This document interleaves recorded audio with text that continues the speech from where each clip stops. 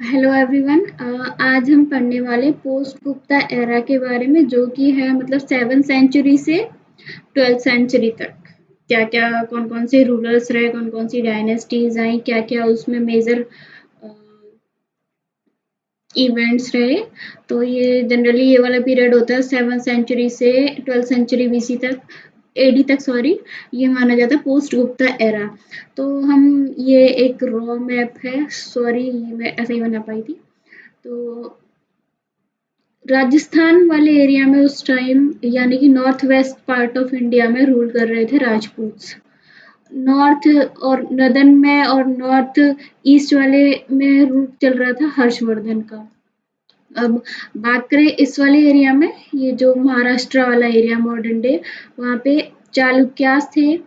और इधर ये उड़ीसा वाला रीजन, उत्कल कोस्ट, यहाँ पे पालास थे। फिर नीचे हमारा ये वाला पोर्शन आ जाता है, यहाँ पे चोलास रूल कर रहे थे। Just a second. देन इस वाले रीजन में, केरला वाले रीजन में, कर्नाटका वाले में पल्लव थे। तमिलनाडु और इस वाले रीजन में चोलास रूल कर रहे थे। अब हम बात करेंगे हर्षवर्धन की। सबसे पहले बात करते हैं हर्षवर्धन के बारे में। हर्षवर्धन ने कब से कब तक रूल करा? तो हर्षवर्धन का एरा था 606 एडी से 647 एडी तक। तो लगभग 41 इयर्स इनका रूल चला। अब देखते हैं। Harshavardhan belongs to the Pushyabhuti family and was the second son of king Prabhakar Vardhan. तो हर्षवर्धन बिलोंग करते थे पुष्यभूति फैमिली से, और वो दूसरे नंबर के सन थे प्रभाकर वर्धन के। तो प्रभाकर वर्धन के दो सन थे, उसमें सेकंड थे हर्षवर्धन। और हर्षवर्धन को शिलादित्य भी बोला जाता है, he is also known as Shiladitya. अब देखते हैं आगे। Harshavardhan belongs to the Thaneshwar near Kurukshetra, but later on he shifted the capital to Kannauj. पहले तो उनकी कैपिटल थी थानेश्वर, हर्षवर्धन की, जो कि मॉडर्न डे कुरुक्षेत्र के पास आता है। अब उनकी बाद में उन्होंने कैपिटल शिफ्ट कर दी थी Kannauj. After the death of Prabhakar Vardhan, his elder son Rajyavardhan became his successor. Prabhakar Vardhan की डेथ के बाद जो सक्सेसर आए नेक्स्ट, वो थे Rajyavardhan. And after Rajyavardhan it was Harshvardhan, the brother in law Harsha of Harsha, whose name was Grehvarman, the ruler of Kannauj, was murdered by Devgupta, the ruler of Malwa, in support of Shashank, who was the ruler of Bengal. जो हर्षवर्धन के brother in law थे, he was ग्रेवर्मन। ग्रेवर्मन जो कि कन्नौज को rule कर रहे थे, उनका मर्डर कर दिया गया था देवगुप्त, जो कि मालवा डायनेस्टी के रूलर थे उस टाइम। तो ग्रहवर्धन की डेथ किसने करी? देवगुप्त ने, जो कि मालवा डायनेस्टी के रूलर थे। उसने क्यों डेथ करी? क्योंकि वो जो उस टाइम बंगाल के रूलर थे शशांक, उनका सपोर्ट कर रहे थे। इनके बीच में बैटल हुई थी, तो देवगुप्त ने हर्षवर्धन के ब्रदर इन लॉ की डेथ, मर्डर कर दिया ग्रहवर्मन का। देन क्या होता है, राज्यवर्धन जो हर्षवर्धन के यंग एल्डर ब्रदर थे, उन्होंने बैटल लड़ी देवगुप्त के साथ और उनको किल कर दिया। बट लेटर ऑन शशांक आए बैटल में और उन्होंने राज्यवर्धन को किल कर दिया, मर्डर कर दिया। आफ्टर दैट क्या होता है, Harsha became the king at the age of 16 years. जब हर्षवर्धन 16 साल के थे तभी वो राजा बन गए, क्योंकि राज्यवर्धन की मर्डर हो गया था। And he ruled for 41 years and Harsha defeated Shashank and moved him out of the Kannauj. अब जब वो रूल करना शुरू किया हर्षवर्धन ने, तो सबसे पहले उन्होंने डिफीट किया शशांक, जिसने उनके ब्रदर की हत्या की थी, क्योंकि बंगाल का रूलर था, कन्नौज को ऑक्यूपाई करके बैठा था। तो सबसे पहले इन्होंने शशांक को हराया और कन्नौज से निकाल फेंका। नेक्स्ट बात करते हैं। Harsha was able to to control over the 5 greatest dynasties which were known as 5 Indies. Harshavardhan 5 greatest dynasties को उस टाइम जीत लिए थे, उनको हम बोलते हैं 5 इंडीज बोला जाता है। कौन कौन सी थी वो उस टाइम? पंजाब वाला एरिया, कन्नौज वाला एरिया, बंगाल वाला एरिया, बिहार एंड उड़ीसा वाला एरिया। ये पांचों एरिया उस टाइम हर्षवर्धन ने कैप्चर कर लिए थे। लेकिन अब बात करते हैं, जैसे ही हर्षवर्धन साउथ की तरफ मूव किया तो हर्षवर्धन को हरा दिया गया था चालुक्य राजा पुलकेशिन II के द्वारा। देखते हैं, Harshvardhan was defeated by the Chalukyan king of Badami known as the Pulakeshin II in the year 620 AD on the banks of the river Narmada। तो हर्षवर्धन जैसे ही साउथ की तरफ मूव कर रहे थे तो वहां पे चालुक्यन डायनेस्टी के एक राजा थे Pulakeshin II।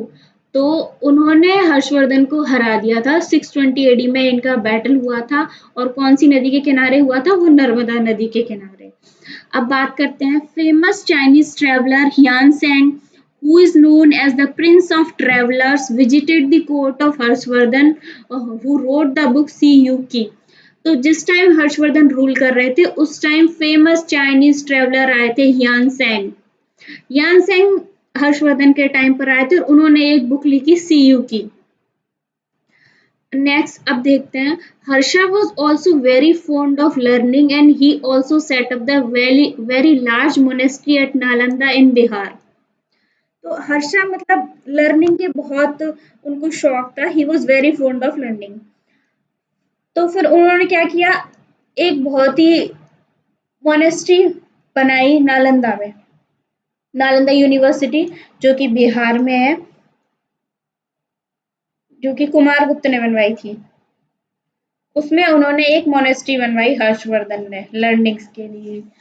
Then we have the Banabhatta. Banabhatta was the famous poet in the court of Harsha who wrote Harshacharita, Kadambari, Parvati Parinayam. तो अब हर्षवर्धन के टाइम पे उनके कोर्ट पोएट कौन थे? तो हर्षवर्धन के कोर्ट पोएट थे बाणभट्ट। और उन्होंने कौन कौन सी किताब लिखी?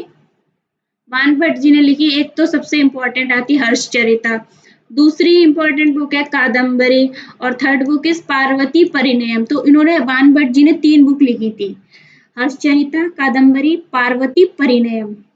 तो अब बाणभट्ट जी कौन थे? ये हर्षवर्धन के कोर्ट पोएट थे। क्योंकि हर्षवर्धन को खुद को भी बहुत शौक था सीखने का, तो उन्होंने खुद ने भी कुछ बुक्स लिखी। Harshavardhan himself wrote 3 plays, 3 play लिखे उन्होंने। First one was Ratnavali, then we have Nagananda and then Priyadarshika. Priyadarshika और रत्नावली तीनों ही मतलब ये प्लेज अक्सर पूछे जाते हैं एग्जाम्स में। तो हर्षवर्धन ने कौन कौन से प्लेस लिखे थे? एक तो रत्नावली, दूसरा नागनंदा और तीसरी प्रियदर्शिका। जबकि इनके कोर्ट पोएट बाणभट्ट ने लिखी थी हर्षचरिता, कादम्बरी और पार्वती परिणयम, दोनों की 6 बुक है। इसके बाद 647 एडी में हर्षवर्धन की डेथ हो गई और इसी से हर्षवर्धन की यानी कि पुष्यभूति डायनेस्टी का हर्षवर्धन की डेथ हो गई और उनका रूल एंड हो गया। अब हम बात करते हैं चालुक्याज ऑफ बादामी की। बादामी, the founder of the Chalukya dynasty was Pulakeshin I who became the king in 550 AD। तो सबसे चालुक्य डायनेस्टी के फाउंडर कौन थे? तो फाउंडर की बात करें तो पुलकेशिन I थे जिन्होंने इसकी स्थापना की और कौन सी सन में करी थी? 550 एडी में चालुक्य डायनेस्टी की स्थापना हुई। दे बिलोंग टू द बादामी, वातापी और मॉडर्न डे कर्नाटका। तो ये बिलोंग करते हैं मॉडर्न डे, अभी इंडिया के मैप में जहाँ पर कर्नाटका है वहीं पे उस टाइम चालुक्याज रूल कर रहे थे, तब उनको बादामी और वातापी कहा जाता था। Pulakeshin I was succeeded by his son Kirtivarman who became king in 566 AD। अब पुलकेशिन I के सक्सेसर कौन हुए? पुलकेशिन I के सक्सेसर थे कीर्तिवर्मन जो कि 566 एडी में राजा बने। And then after the Kirtivarman को सक्सीड किया उनके ब्रदर मंगलेश ने। क्यों मंगलेश ने सक्सीड किया? क्योंकि कीर्तिवर्मन के जो सन थे पुलकेशिन II उस टाइम बहुत यंग थे, मतलब बहुत छोटे थे।